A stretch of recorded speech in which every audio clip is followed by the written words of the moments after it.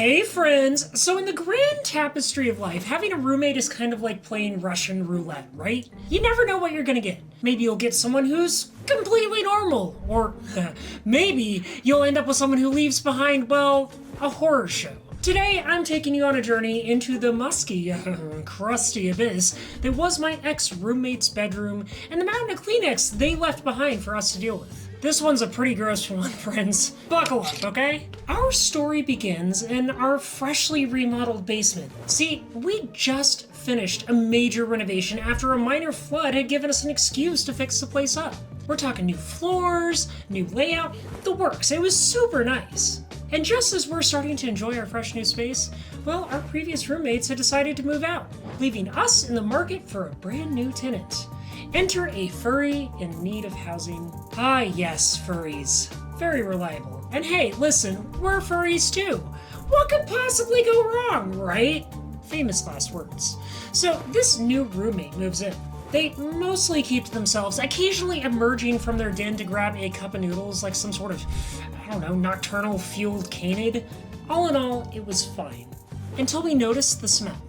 Now, here's the kicker. Our bedroom was right above theirs, and every so often we get this hit, this wave of just pure concentrated musk, like someone had bottled up a locker room and let it ferment. At first it was faint, just a whisper of something foul on the wind. But then it escalated, and not even the clouds of Axe body spray that they were spraying down there could hide the fact that there was something alive and or dying in that basement. By the time that smell got to the point where it was too gnarly to ignore, we were gearing up to have the talk. You know the talk. Hey, whatever eldritch horror you have in your bedroom, yeah, we're gonna need to have you throw that out. But before we can even make that confrontation, they decided to move out.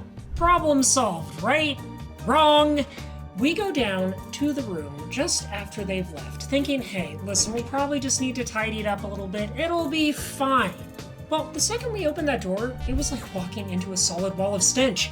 I am talking full-on gag reflex, friends. My husband Chip turned a shade of green that I didn't even think was possible for humans. I'm standing there frozen like, what is that? Meanwhile, Chip's looking at me like, if I die here, this one's on you.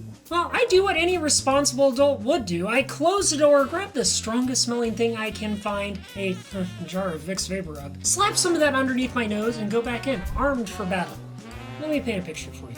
The floor was sticky. It was like walking on duct tape that had been simmering in body odor and juices.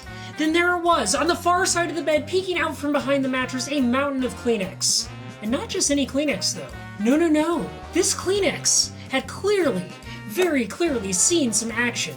The lotion bottle on the nightstand, stained sheets. Friends, I don't think I need to paint a picture for you. You're already there with me in this nightmare, aren't you? The sheer volume of the Kleenex, though, that was the true horror. It was like discovering an archaeological dig site of shame. I'm looking at this mountain of Kleenex, of tissues, the sticky floor, and everything else, and I decide, I guess there's only one course of action.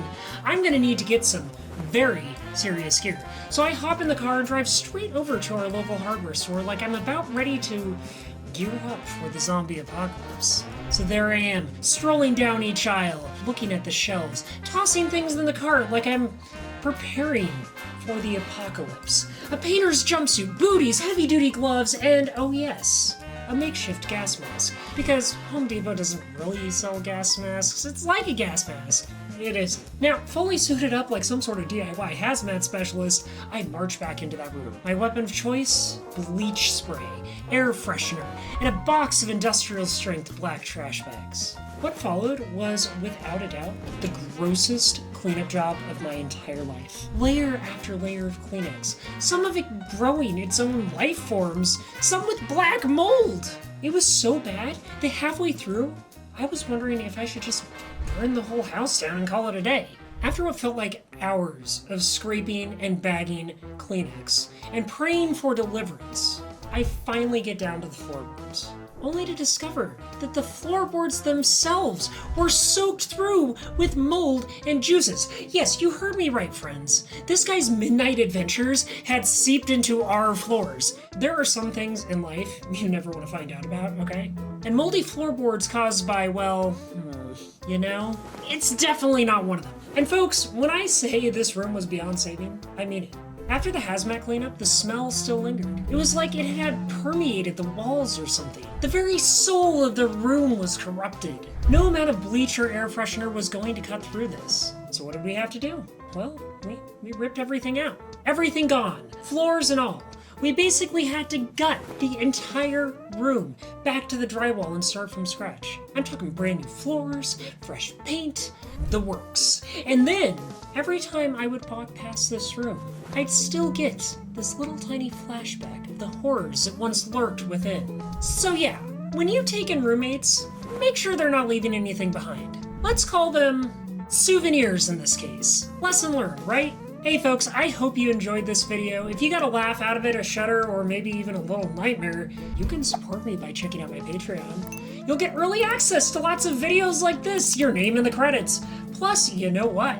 It helps me keep telling special stories like this, because the internet needs more cursed stories, more cursed coyotes. Stay safe, stay kind, and maybe stay away from suspicious piles of Kleenex. Goodbye.